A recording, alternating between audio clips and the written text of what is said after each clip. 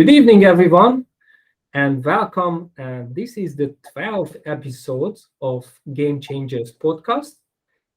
And tonight, I'm Sabi Hegymegi. I'm the host. And tonight, I have a very special guest from Sheffield United, Sally Needham. Very welcome. Thank you, Sabi. Thanks for accepting my and our invitation to being here with us today or tonight. No problem at all. Yeah, great to hear you, and really thank you being here with us.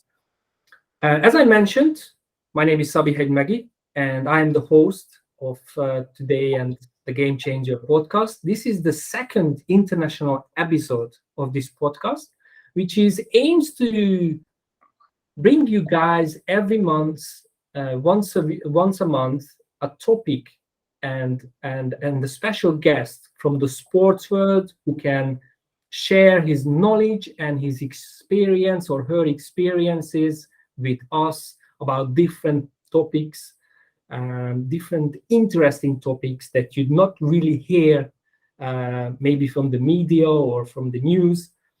And that's why today we have, as I said, a very special guest from United Kingdom, from one of the oldest club of the football world, Sheffield United, Sally Needham, who is the Academy Human Development and Performance Culture Lead at the club.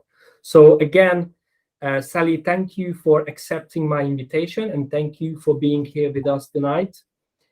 You're welcome. No problem at all. Nice to be here. Yeah. And we're going to talk about today, our main topic is going to be the science or the neuroscience, importance of the science and neuroscience, especially in football or in sports. Because as people may not know, but this is your expertise, and because for me this topic is really fascinating. I wanted to bring you on, and I wanted you to share your knowledge and your experiences on this topic, how you work or what kind of work you do at Sheffield United. Just a little bit more about the podcast. This episode is going to be available on SoundCloud and on YouTube on October 17th of October. So you're going to be able to hear it and listen it, hopefully, and you're going to take and gain very good knowledge and information about this interesting and fascinating topic. So any further ado, let's just jump in straight away. First of all, again, thank you, Sally, for accepting my invitation to this podcast. And as I said, after I heard your speech in Krakow, where we met at the All About Football conference, I really wanted to have this conversation with you, because this topic, I think, is really kind of new, and for me, it's really important and it's really fascinating. And I mean, I know that you obviously not a neuroscientist, as you mentioned, but you have done a lot of work with your team and study this field and use your knowledge successfully at Sheffield. So first of all, please, can you share with my audience what a human development performance culture lead actually does? Because for some people it may sound like, okay, wow, it's quite, I don't know, maybe new or I never heard this before. Okay, I'll try. Because as you mentioned, it is quite new. It's a title that came to fruition really because, as you mentioned, I'm not a neuroscientist and I'm not also a psychologist, but my area of work is really understanding the brain, how that's connected to the body, the nervous system, and how it impacts on your decision making, your emotions, your feelings, everything. So the title kind of came out. I was working here as a consultant before, and then our academy manager and our 23s manager went to the first team and asked if I would come full time. So the title kind of got given because of the work that we're doing. We're trying to do something a little bit different in the academy at Sheffield United. So in a way, the title's a little bit different. It's not in any other clubs. But my job role really is from pre-academy to 23s, well, 21s now. And I link in a little bit with the first team, with the transition players from 21s to the first team. But my role is academy. And I oversee, we have a mantra, outrun, outfight, outplay. I oversee the outfight from a behavioural perspective. And then my daily routine might be doing daily breathing with the boys, yoga, workshops, working with the players for them to understand themselves, their body and their brains, as I've mentioned. And then the performance culture bit comes around standards. So tonight I've got the 16s in doing a workshop around standards, around players leading things. We might do something a little bit different, like we took the boys on an outdoor adventure. So it's about what we're just embarking on a sleep project. So what do we kind of give the boys to understand about themselves? And then also I work with the coaches and the staff to create a culture that enables the boys to be fully immersed in it and develop. We look at language, we look at relationships, and we look at neuroscience from a relational approach. I think that's slightly differently to some other maybe clubs that are starting to look at neuroscience from more a cognitive one. We look at it from a relational approach for developing really what we call our soil that enables us then to be more fruitful and more have capacity to cope with demands of the game and life. So it's a title that is new. It's different to anywhere else, but in another way, we are trying to do things a little bit different at Sheffield United in the academy. So that's kind of why the title come about. I see. It's really interesting to hear all the stuff you mentioned. Yoga, you mentioned sleeping, you mentioned so many other stuff. So I just wondering, what obviously this is a kind of a new thing in terms of maybe to clubs and maybe in Sheffield, because as far as I remember from your speech, you mentioned that before you arrived to Sheffield United, that there was no such a thing existed within the club, right? Yes.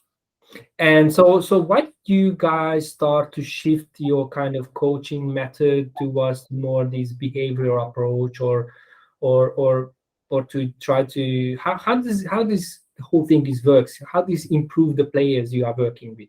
Yeah.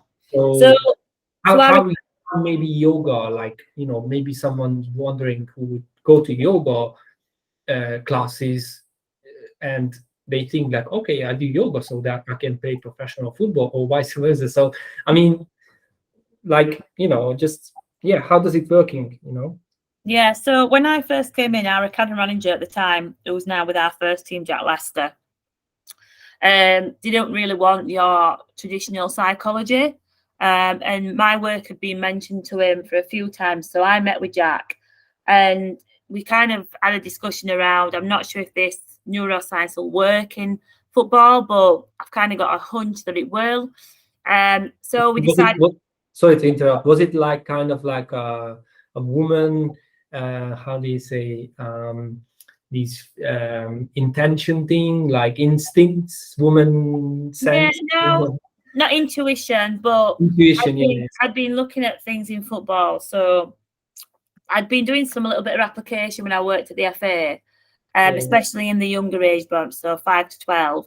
But wanted to see if it would work in the academy. So Jack was very open for me just to try things. But anything we do is backed up by neuroscience. So if you look at yoga, we do here for flexibility as well, but also there's a massive thing on the breathing element, nasal breathing, on how you develop your vagus nerve and strengthen that, which develops resilience.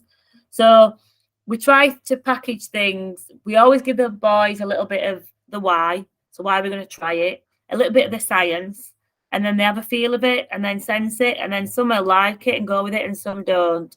But but we try just to give the boys an understanding of themselves. The more that they know themselves, they know that if they're happy, if they're sad, how they're feeling that day, what's going on in the body, why they should be feeling that way if they're injured, how do they help themselves with that.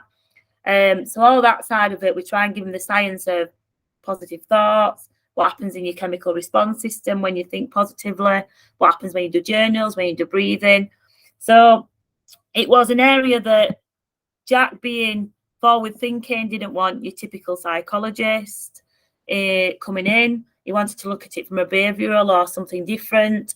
He heard about my work. We went through COVID at the FA, and it gave me a chance to leave. And then I've been here. Well, he's a consultant first, 2 days a week, and then I've been here full time since April. So yeah, so it's working. People say to me, how are you quantifying it with data? We can look at the boys on videos, see emotional responses. I've got recordings from the boys saying about how they feel. So I know sometimes people want data, but if we can see it and the boys feel it, then I'm quite happy with that. That's how we know that it's working, really. Sure. You mentioned that. I mean, you mentioned quite a few things, like you're recording it, you do the sessions, you're creating it. I mean, obviously you cannot do this on your own, right? So what kind of do you have a big team, or how many people you working on this project or this kind of area with you? So it's me and my department, just me. However, what we try to do it is because we get it across the whole club. So we always talk, our first team manager always talks about that every member of staff in this club should be the psychologist. So all our team gets an understanding or some knowledge around neuroscience. So they know it. So they know that they're the first psychologist because of they're the connection in the coaches. So it's just me and my team. But to be honest, I link in to the coaches, I link into MDT, and everybody has a knowledge about it and then implements it. So it's a joined up approach. There's only me in the outfight in the team, if such, but it's a joint up approach. Even, we have the people in the canteen, we talk to them about what language to say to the boys. So everybody in the education team, they understand about stress response system, how each of our players learn, what's the strategies we want to enforce in them. So everything's joined up, and I have a little influence. And people always say to me, what's your job in Sheffield United? And a lot of my job is just to literally sometimes give a different perspective or drop a little bit of grenade in or bit of the science in, or I'll be thought about this. And then people here at Sheffield United are really forward thinking, so they'll then go with it, apply it, have a little look at it. So in theory, my team is the whole academy staff and everybody that works in the academy. But in actual, if you look at it on a structure chart, there's just me and my team. Oh, wow. So this makes me wondering that you mentioned that such a big club, it did not have this kind of thing before, but you're saying now everyone is kind of like a forward thinking in terms of trying new things. They are quite open and to try new things and try new methods, which is quite good, and I think it's really important in these terms of trying new ways and trying to improve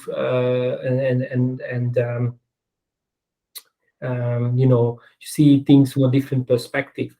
You also mentioned that in Krakow, in that speech, or after the speech we spoke, that many other clubs now is knocking on your doors to see, because they noticed, and the results also shows to people that something is really working within Sheffield United. Is that true, right? I mean, yeah, that the interest is increasingly grown since since you started this kind of work within the club, right? Yeah, there's a lot of interest in the club. So, go on, Sabi. No. Just made me wondering that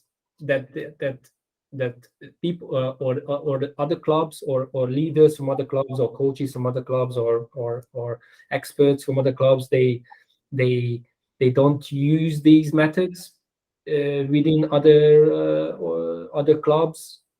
That's the reason, or they just wanted to see exactly what you guys are doing differently. No, I think a lot of clubs are interested in the work. I deliver on quite a few conferences. A lot of people want to see how the science has probably only come to fruition on neuroscience the last 12 years. So then how does the science now inform our practice? And our children are slightly different. Our players are different. We understand the brain and the body different. We understand about brain development different. So what do we take in the nearest of neuroscience and apply it into football? And I think sometimes we have, in football, we repeat structures. So if you go to a famous university in England, you're probably educated by people that's come through that university. So when we start to look at what the science tells us and what kind of can we look at things a little bit differently? We can't compete with some big clubs, but we can try and be the best coach developers and develop our players, but also do things a little bit differently. So a lot of clubs are interested in the work. I think it'll take a lot. You've got to have a very forward-thinking academy manager or staff to be able to implement it. A lot of people I'll say, well, you're giving away quite a lot of your secrets. And I'll say, no, I give away the ingredients, but unless you've got a buy-in through all the academy or somebody there that really knows it, you haven't really got the recipe. Whereas here we've got the ingredients and the recipe. It's like the secret recipe, right? For yeah. Well, and so I want to try and affect the game, and we want to try and affect the game. We also want, obviously, to get the work out there, but then there's obviously an element that it's time for change. It takes time. People, and I think sometimes a lot of the problems that quite a few psychologists have in the clubs is they're separated from the coaching. And I sit in the coaching team. I don't sit in the multidisciplinary team. Sure. So my background's coaching. So anything we do with the science, we try and apply it back into a practical setting or into football. And I think that's what's helped people grasp a little bit more and really wanting to look at the work.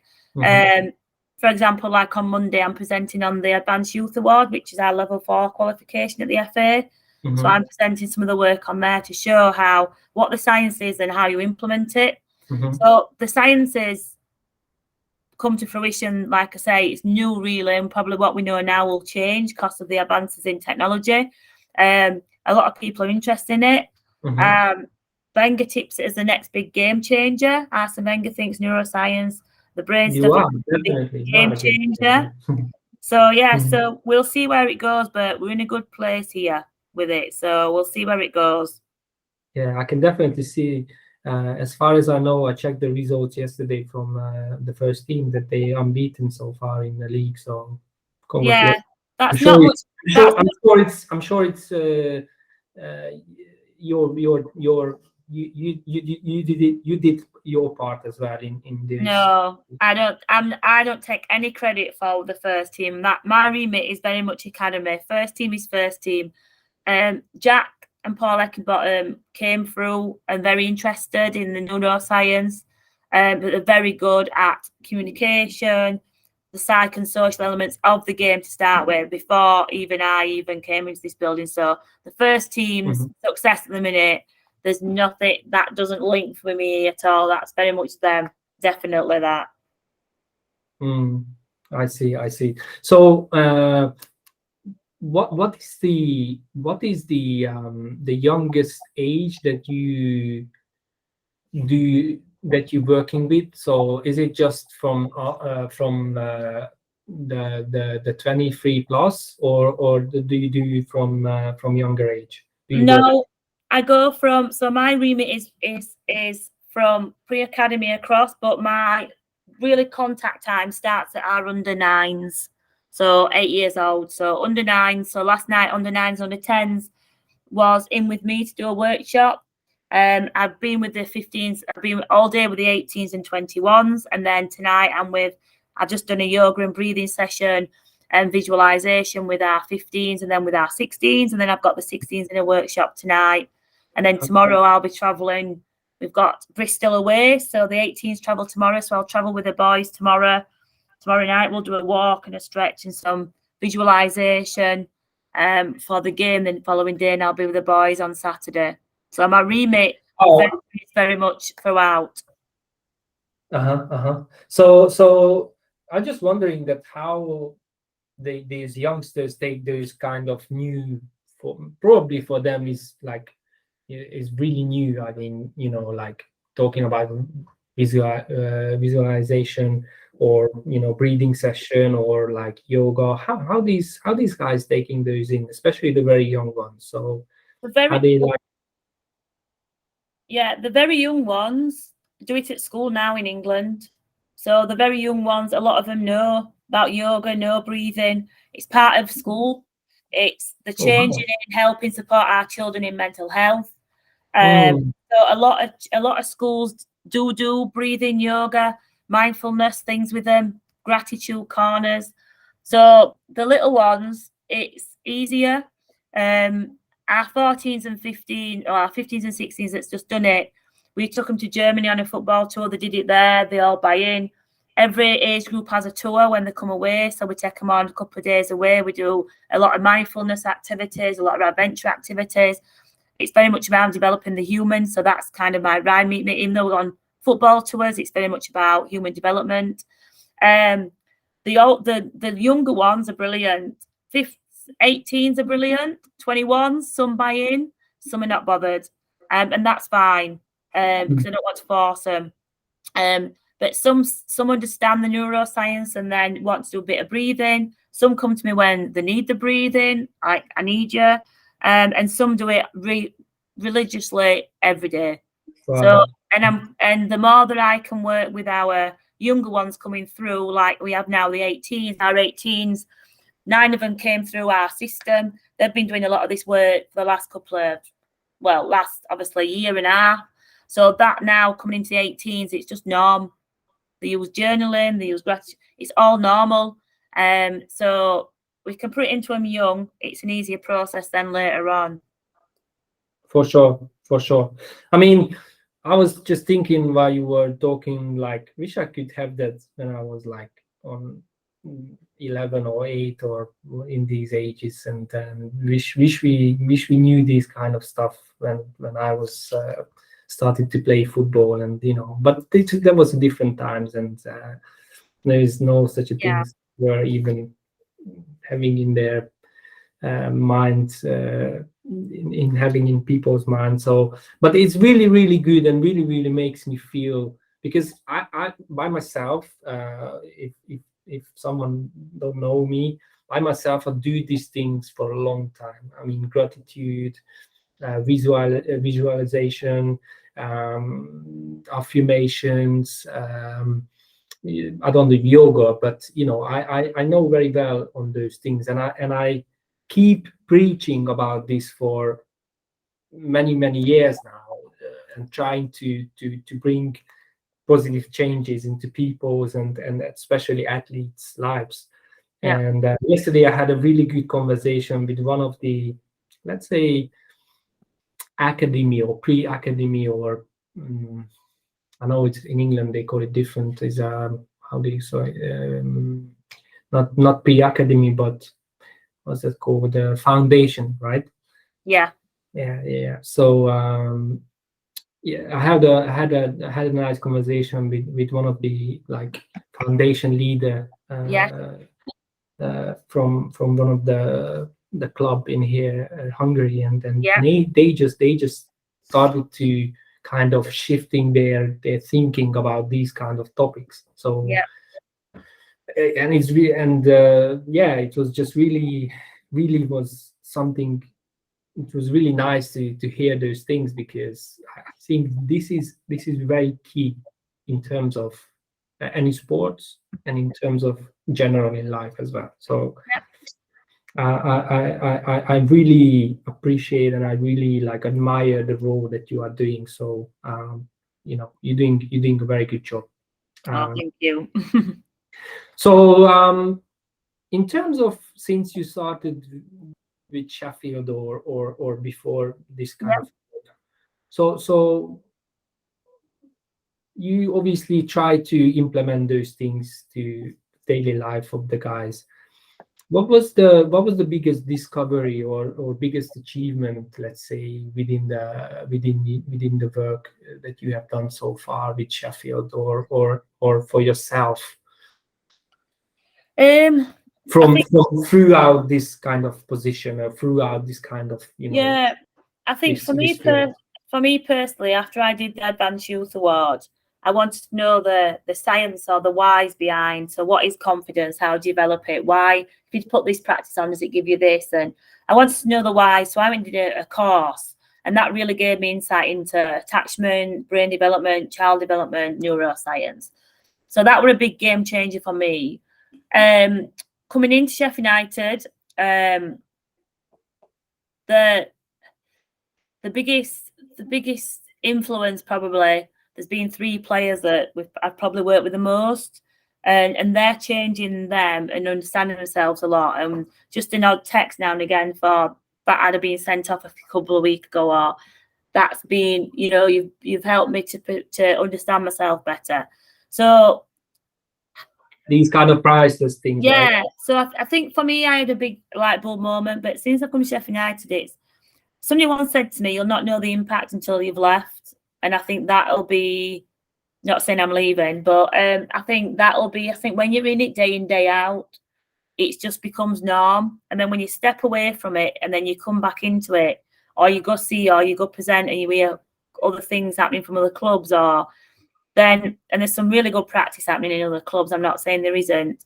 But when you come back in, you think, God, we have done a lot. We are quite in front. It's like one of the boys today was sat playing Connect 4 with one of the other boys. Like, we've got a games area, we've got a book club.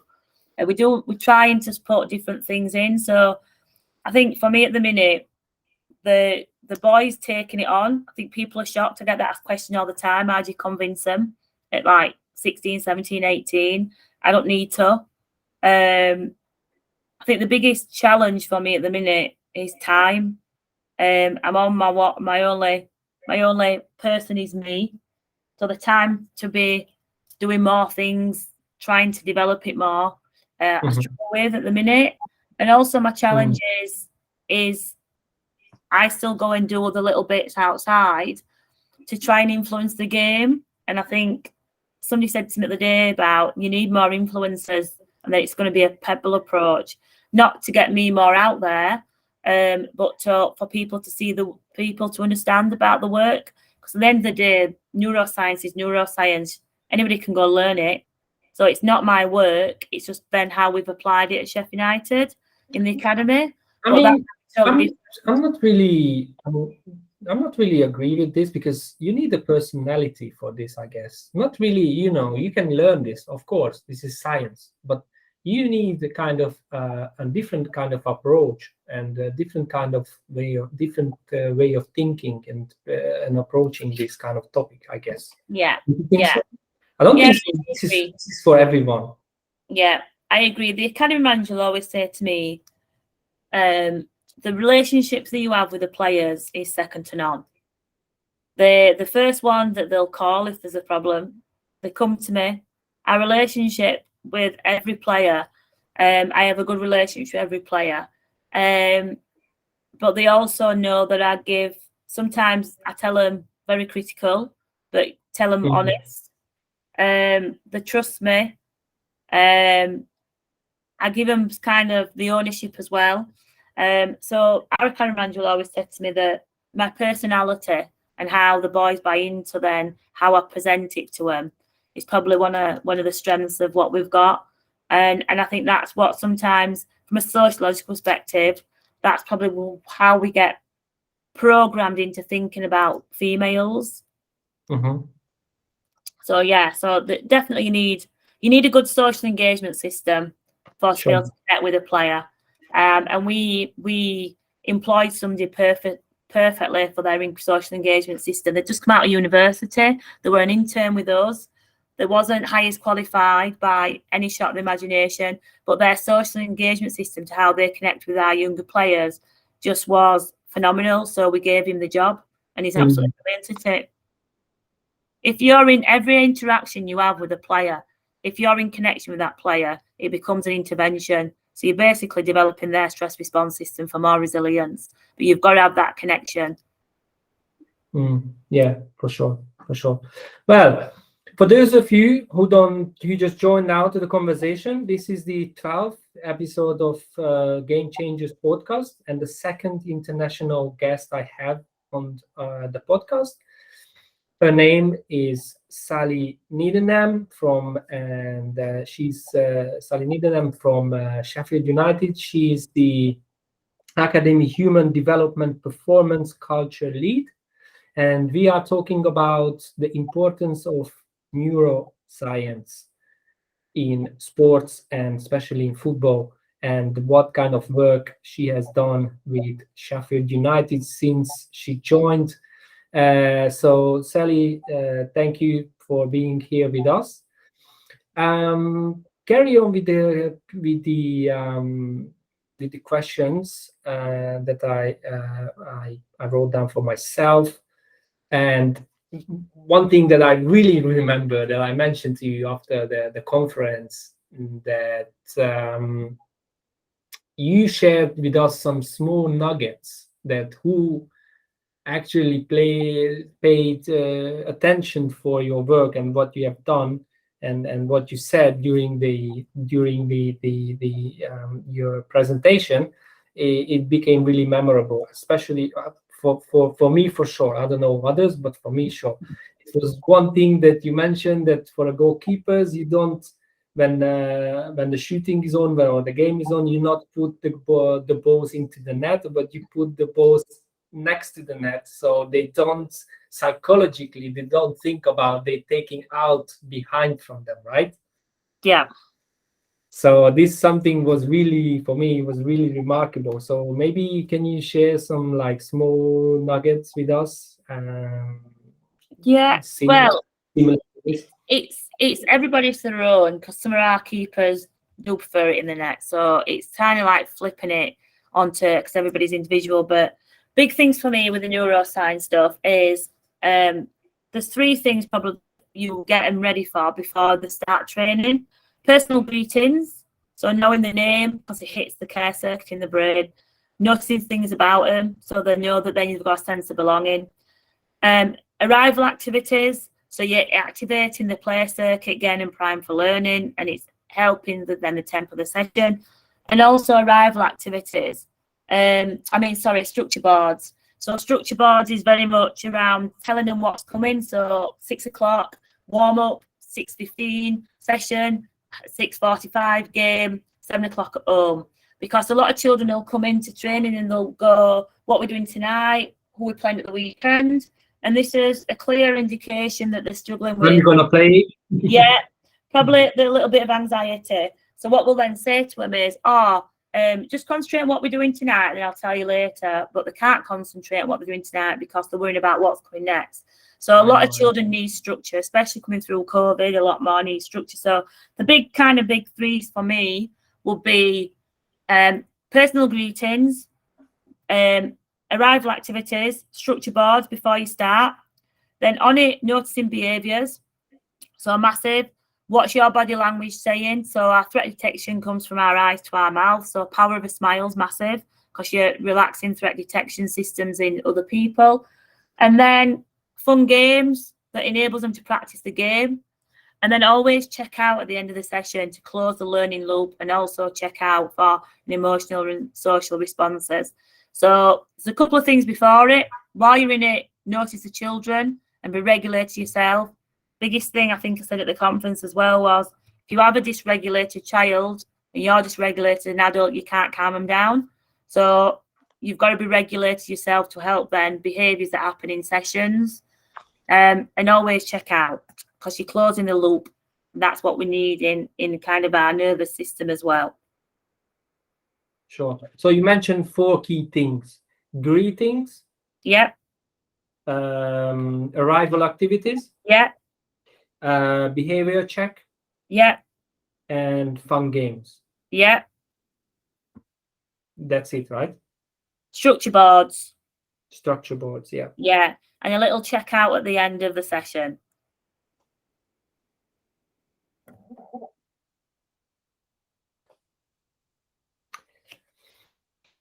Sure.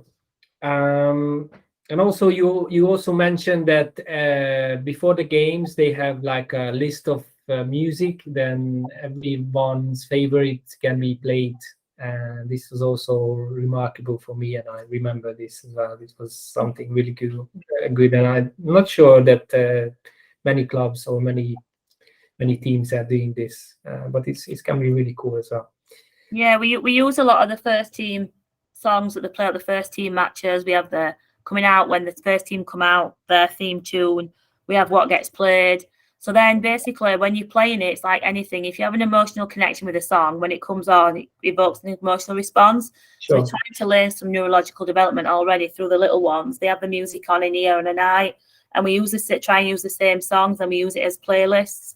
So then it's calming the nervous system. We're having a positive response back to the song, which we all know. We have them songs where first couple of notes and then you go, oh, this is that song, or you have an emotional response straight away. Yeah.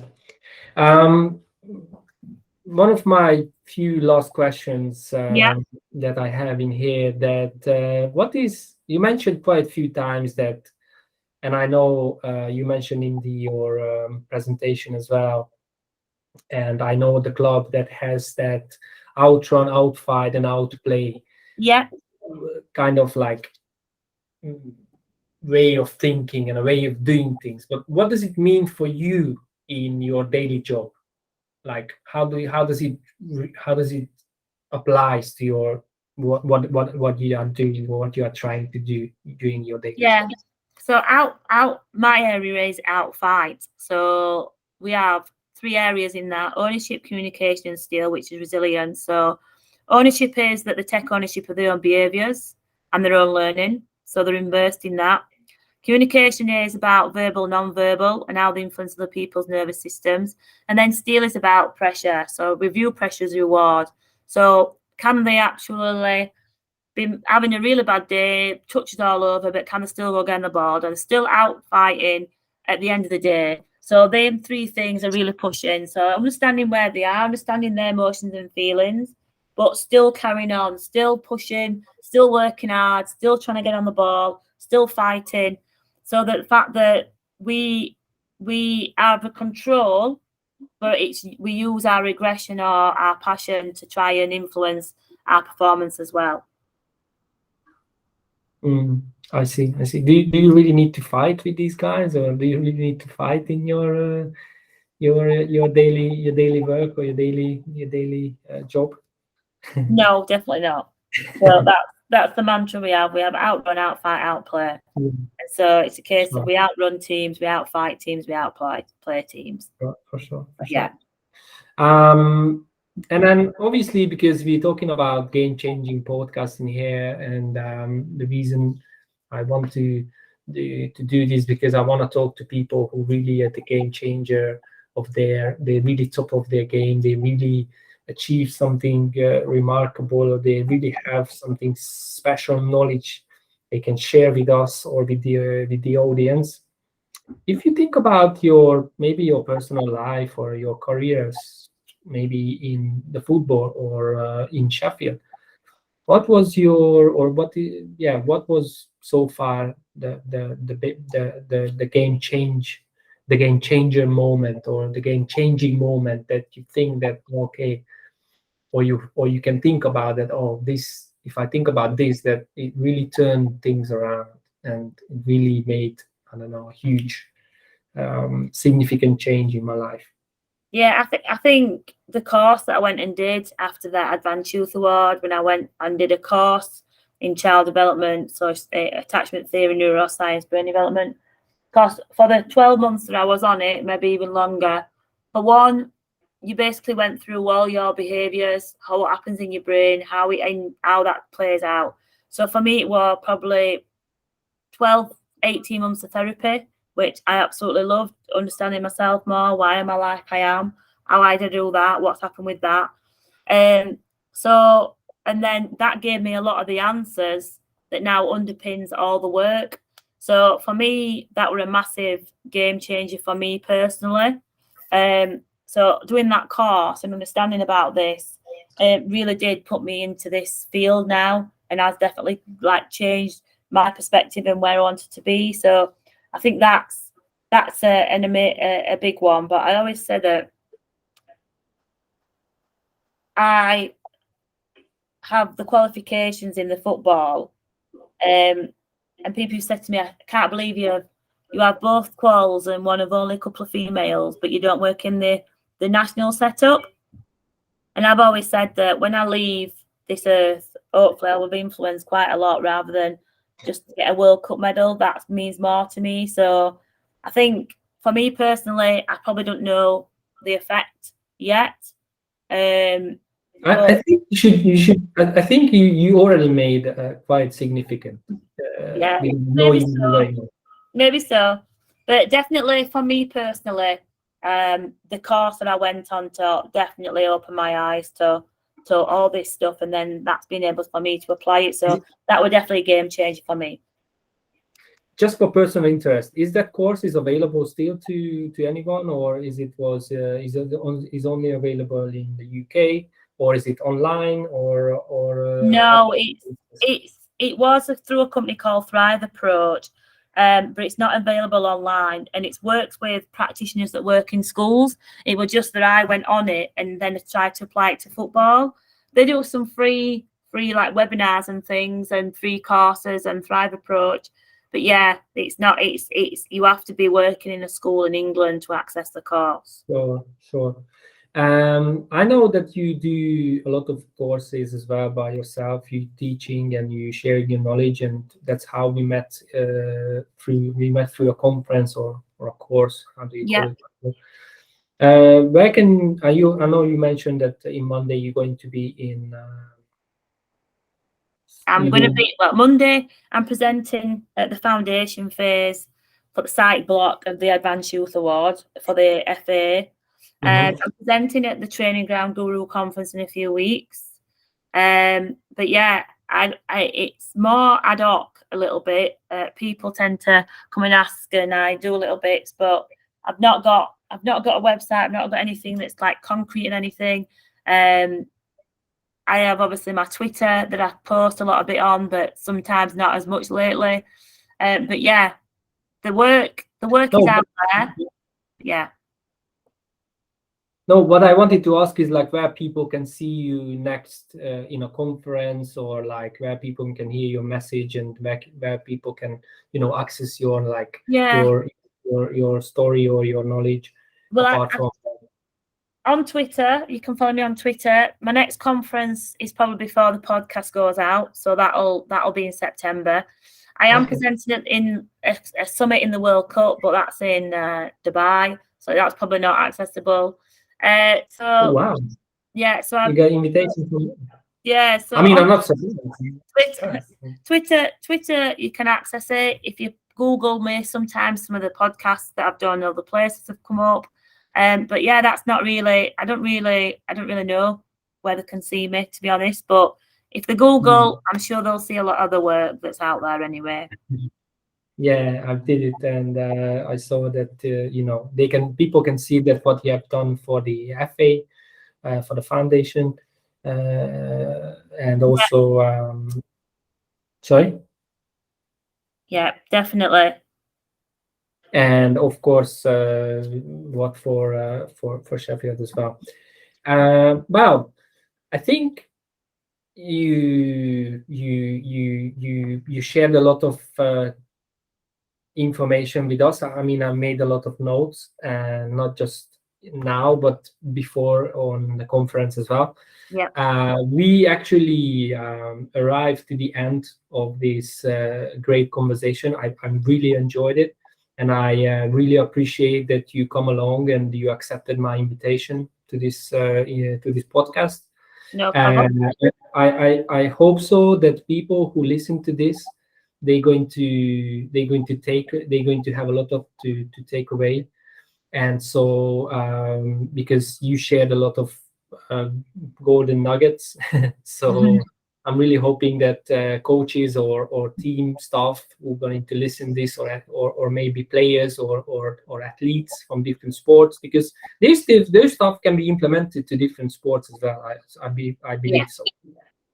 I mean, breathing, yoga, visualization, gratitude, gratification, whatever. So, Yep.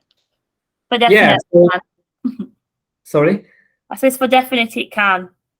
Yes, for definite. Transfer consular sports and in everyday life. Sure. So I just wanted to say a huge thank you for your precious time. Thank you for being here with us, and thank you for sharing your valuable information with my audience. We're going to try to translate somehow to Hungarian, to not just to reach the audience in Hungary who speaks English, but also those who don't. So I'm hoping in that case to make sure that to more people can listen to it and more people can have access for those information that you shared with us. So again, Sally, thank you very much being here with us. Please stay with me for a few minutes after we're going to hang up this call. And for the listeners or for the people who will listen us, thank you also being here with us tonight. Hopefully you enjoyed it. It's going to be played on the 17th of October, and you can listen it on the official channel of Gamechangers, which is Sorsfordítók in Hungarian, and also you can listen it on the Hungarian. That you can listen it on the SoundCloud official Sorsfordítók SoundCloud channel as well. It's going to be available on the day of 17th of October. So thank you guys for being here with us. Thank you, Sally. Thank you, Sabi. Thanks for the invite. In the next episode.